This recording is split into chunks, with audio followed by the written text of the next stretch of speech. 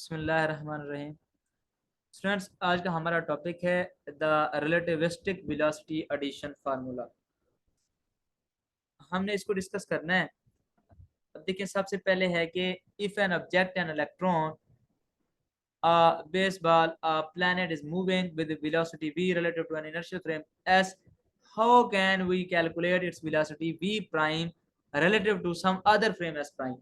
कि हमारे पास कोई भी चीज है, कोई भी ऑब्जेक्ट है जो मूव कर रहा है विद वेलोसिटी v के रिलेटिव टू फ्रेम है हमारे पास s, तो हम किस तरह से जो है ना उसकी वेलोसिटी v प्राइम फाइंड कर सकते हैं रिलेटिव टू s प्राइम के। In classical physics the answer to this question is the classical velocity addition formula। Classical physics में तो बिल्कुल इजी है, जो यानी कि गैलीलियन ट्रांसफॉर्मेशन के हिसाब से था। वो क्या था? वो फार्मूला था velocity addition formula. If v capital denote the velocity of s prime, v capital जो है वो वेलोसिटी है s prime frame of reference के relative to s, then v prime is equal to v minus v capital के। ये classical physics के मुताबिक जो है ना ये फार्मूला है क्लासिकल मैकेनिक्स के मुताबिक। अब देखें, for this special case that the axes of s and s prime are parallel and v capital is in the x direction, this becomes, अगर हम एक केस लेते हैं जिसमें जो यानी कि एक्सेस है x और x s प्राइम के वो पैरेलल हैं, देन फार्मूला क्या होगा हमारे पास। अब देखें, सिर्फ और सिर्फ चेंज क्या आएगा, वी एक्स प्राइम, यहां पे देखें v x prime is equal to v x minus v के। वी वाई सेम होगा, उसमें कोई चेंज नहीं आएगा। V y is equal to v y prime is equal to v y के, v z prime is equal to v z के। Our task is to find the corresponding relativistic result। Consider a particle moving with position r of t of r prime and t prime as seen in s। जो s में है यानी कि particle जो move कर रहा है वहां पे पोजीशन है r of t, और s प्राइम में r prime t prime. Definition of the velocity is the derivative, जो वेलोसिटी की डेफिनेशन होगी v equal to dr by dt होगी, where dr is equal to r2 minus r1 is the infinitesimal displacement between the position at times t1 and t2 is equal to d1 plus dt। Now we can write the Lorentz transformation for x y z t and x y as x2 y2 z2 t2 x1 y1 z1 t1 and taking differences we find। अब देखें, जब velocity addition फार्मूले की बात हो रही है ना, तो सबसे पहले एक बात ध्यान में रखें, जो हमारे पास रिजल्ट आए थे ना लॉरेंस ट्रांसफॉर्मेशन में, किसमें? लॉरेंस ट्रांसफॉर्मेशन में।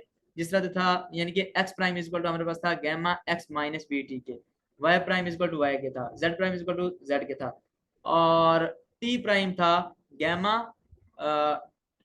हमारे पास था gamma t minus v x over c square के।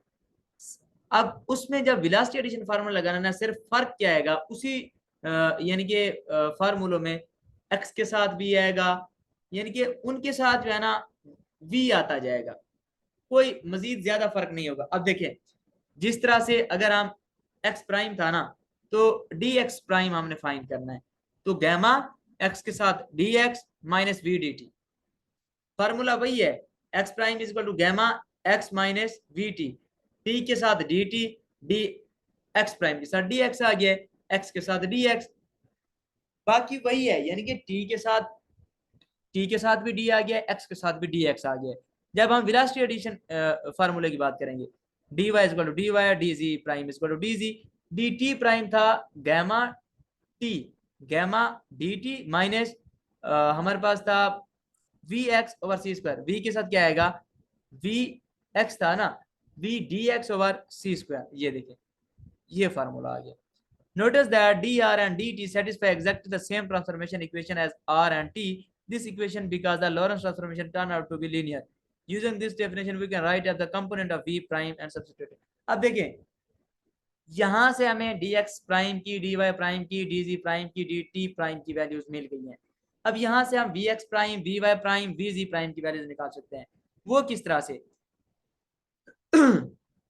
सबसे पहले देखें vx प्राइम किसके इक्वल होता है, dx prime over dt prime के। अब dx प्राइम क्या है, gamma d x minus v d t, और गैमा ये डी टी क्या है, gamma d t minus v d x over c square. अब हमने क्या करना है, cancelling the factor gamma and dividing top and bottom by d t we get, ये गैमा गैमा से गया, d x by d t किसके equal होगा, वी एक्स के, minus v d t by d t 1 यानी कि minus v, यानी v x minus v, नीचे गैमा कट गया था हमारे पास, d t by d t 1 minus ये d x by d t v x के वी एक्स यानी कि v x v over c square के हो जाएगा। ये आ गया वी एक्स प्राइम के लिए। अब अगर वी वाई प्राइम लेना है हमने तो वो इक्वल होगा d y prime over d t के, यानी नीचे तो हमेशा यही चीज आनी है 1 minus v x v over c square, ऊपर बस वैल्यू चेंज होगी। अगर वी वाई ले रहे हैं तो यहाँ पे वी वाई आएगा, वी जी ले रहे हैं तो वी जी आएगा। ये देख लें, वी वाई लेंगे तो v y 1 minus v x v over c square, v z ले रहे हैं तो v z 1 minus v x v c square के। Notice that v y prime does not equal to vy, even the so dy prime is equal to dy के। अब देखें जो dy prime था वो dy के इक्वल था, लेकिन v prime y not equal to vy है। जो वेलोसिटी है वो दोनों की इक्वल नहीं है, डिस्प्लेसमेंट तो इक्वल है लेकिन जो वेलोसिटी है वो दोनों की इक्वल नहीं है, ना vy की ना vz की आपस में, और ना ही dt प्राइम इक्वल है dt के। ये बात यहाँ पे क्लियर हो गई। जो हम पहले ले रहे थे यानी कि t equal to t prime होता था, अब जब d t prime does not equal to d t है। Notice also that gamma is a factor pertaining to the speed v of s prime relative to s, और इसमें gamma factor भी आ रहा है, वो किसके इक्वल होता है 1 ओवर, यहाँ पे 1 over 1 minus v square c square के। द थ्री इक्वेशंस जो ऊपर इक्वेशंस बनी हैं v x v y v z की, ये तीन इक्वेशन क्या है, relativistic velocity addition formulas are the relativistic velocity transformation. If all the velocities are much less than the c, then r approaches to 1 and we can ignore the second term in the denominator and we recover the classical result. अगर हम फिर वही बात करते हैं कि जो velocity है इवेंट की वो very very less than to है वेलोसिटी ऑफ लाइट से, फिर हम दूसरी टर्म को इग्नोर करेंगे जो डिनोमिनेटर में आ रही है वी एक्स बाय सी के, वो इग्नोर हो जाएगी। जो हमारे पास गैमा फैक्टर है वो अप्रोच करेगा 1 को और फिर वही सीन हो जाएगा, यानी कि जो क्लासिकल फिजिक्स में या क्लासिकल मैकेनिक्स में रिजल्ट आ रहे थे जैसे वहां पे था बिल्कुल वैसे एस प्राइम में था, जैसे एस में था वैसे ही एस प्राइम में था, यानी कि कोई चेंज नहीं आएगा। However, when the velocity concerned approach to c, अगर velocity approach करती है c को, the relativistic velocity transformation can have some surprising result। फिर जो है ना relativistic जो velocity result है हमारे पास, फिर जो है ना वो कोई ना कोई रिजल्ट रखते हैं, अगर तो वो velocity of light को अप्रोच करते हैं तो। अब यहाँ पे हम दो एग्जांपल्स करेंगे। अब देखें, adding two velocities close to c, a rocket traveling at speed 0.8 c relative to earth। अब एक फ्रेम ऑफ रेफरेंस हमें पता चल गया है, जो अर्थ पे है उसकी वेलोसिटी है 0.8 सी। अब shoot forward bullets with speed 0.6 सी। अब जो दूसरा फ्रेम ऑफ रेफरेंस है आप कहेंगे वी प्राइम है, उसकी जब वो बुलेट फायर होती है उसकी वेलोसिटी क्या है 0.6 सी। अब ये है relative to rocket, what is the bullet speed relative to the earth. अब हमने रिलेटिव टू अर्थ देखना है। देखिए हमने पहले जितनी भी इक्वेशन ड्राइव किए हैं हमने यानी कि जो हमारे पास दूसरा इवेंट हो रहा होता था एस प्राइम के, हम उसके लिहाज से अपनी इक्वेशन हमारी आई थी।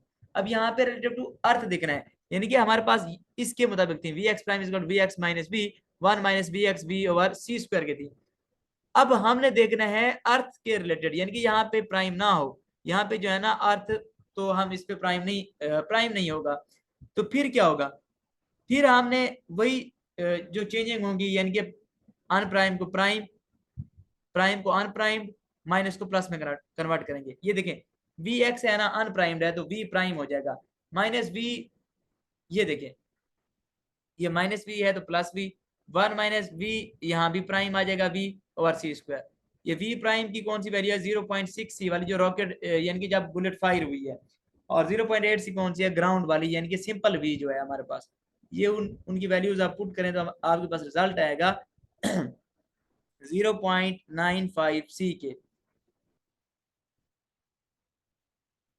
अब देखें इसमें ना एक और चीज है, if we choose frame in the usual way with S fix to the earth and S prime fix to the rocket, then v is equal to 0.8 c, v prime is equal to 0.6 c. Our task is to find v. The classical answer, of course, v is equal to v prime plus v is equal to 1.4 c. अगर हम इसका classically answer देना चाहें classical physics के मुताबिक, वो तो velocity addition formula के मुताबिक ये फार्मूला है v is equal to v prime plus v के, और दोनों को ऐड कर दें और ये रिजल्ट आएगा आपके पास, ये क्लासिकली। लेकिन अगर रिलेटिविस्टिक देखना है तो ये वाला फार्मूला आप पुट करेंगे, उसके मुताबिक जो है आपके पास ये आंसर आएगा। The striking thing about this is that when we add 0.8 c to 0.6 c we get answer that is less than c। जब हमने दोनों को ऐड किया यानी कि क्लासिकली हमने जब रिजल्ट देखा था वो लेस देन था सी के। In fact it is fairly easy to prove that for any velocity v prime is equal to c के। अब इसका मतलब ये है कि जब एक अगर इनर्शिया फ्रेम ऑफ रेफरेंस में उसकी velocity less than to c है तो दूसरे इनर्शिया फ्रेम ऑफ रेफरेंस में भी वही वेलोसिटी होगी, लेस देन c होगी। ये आप इस तरह का प्रॉब्लम ये दिया हुआ है 15.43 जो है ना बुक में देख लीजिएगा, बिल्कुल इस तरह से प्रॉब्लम है, वो भी इस तरह से सॉल्व करना है। अब है adding two velocity one of which equal to c। अब यहाँ पे एक वेलोसिटी को इक्वल टू c करना है। The rocket of example 15.4 shoot forward to a signal with speed c relative to the rocket. What is the signal speed relative to the earth? Here v prime is equal to c। अब यहाँ पे जो v prime है यानी कि जो move कर रही है वो जो है ना अप्रोच कर रही है वेलोसिटी ऑफ लाइट c को, तो फार्मूला हमारे पास क्या होगा, हमने देखे ना what is the signal speed relative to earth find करना है। तो देखिए v is equal to v prime plus v one plus, formula वही है, सिर्फ चेंज हमारे पास क्या आएगा, उसने कहा है कि उसको अप्रोच करवाया आप c के v प्राइम को, तो यहाँ पे c आ जाएगा c प्लस v, यहाँ पे c आ जाएगा और c से कटेगा 1 प्लस v बाय c, और ये इक्वल टू आएगा c के। इसका पूरे का answer, this is the signal traveling in the x direction, speed c relative to s prime also have speed relative to s. This result actually true whatever direction of travel, as we can prove in problem. It asserts that the speed of light is invariant under the Lorentz transformation in obedience to the second postulate of relativity, which read as the। अब देखें वो ये बता रहा है कि जिस तरह हमने पिछले में देखा ना कि अगर आप जो है ना वेलोसिटी ले रहे हैं स्पीड ऑफ लाइट से कम एक इनर्शियल फ्रेम ऑफ रेफरेंस में, तो इसका मतलब ये है कि बेशक आप कोई भी इनर्शियल फ्रेम ऑफ रेफरेंस बाकी ले लें उसमें भी आपकी स्पीड जो है स्पीड ऑफ लाइट से कम होगी। अब जैसे यहाँ पे अगर c के इक्वल आ गई है यानी कि वेलोसिटी ऑफ लाइट के इक्वल आ गई है, तो अगर एक फ्रेम ऑफ रेफरेंस में इक्वल है तो बाकी में भी इक्वल होगी, या एक में बढ़ गई है इवेंट की स्पीड तो बाकी इनर्शियल फ्रेम ऑफ रेफरेंस में भी यानी कि इवेंट की स्पीड जो है स्पीड ऑफ लाइट से ज्यादा होगी, या जो हम कंडीशन लेंगे बराबर होगी तो बराबर होगी। अब यानी कि ये इस चीज पे डिपेंड नहीं करती कि वो किस डायरेक्शन में लाइट मूव कर रही है, तो फिर जो है ना ये स्पेसिफाई कंडीशन होगी। उसके बाद ये है, और हमने ये देखा था कि स्पीड ऑफ लाइट का केस जो था, जो सेकंड पोस्टुलेट था, यानी कि ये इनवेरिएंट रहती है, इसमें कोई चेंज नहीं आता लॉरेंट ट्रांसफॉर्मेशन में, जब हमने इसको देखा था लाइट को। ये हमारा आज का टॉपिक था, अगर आपको इसमें कोई क्वेश्चन हो तो आप पूछ सकते हैं।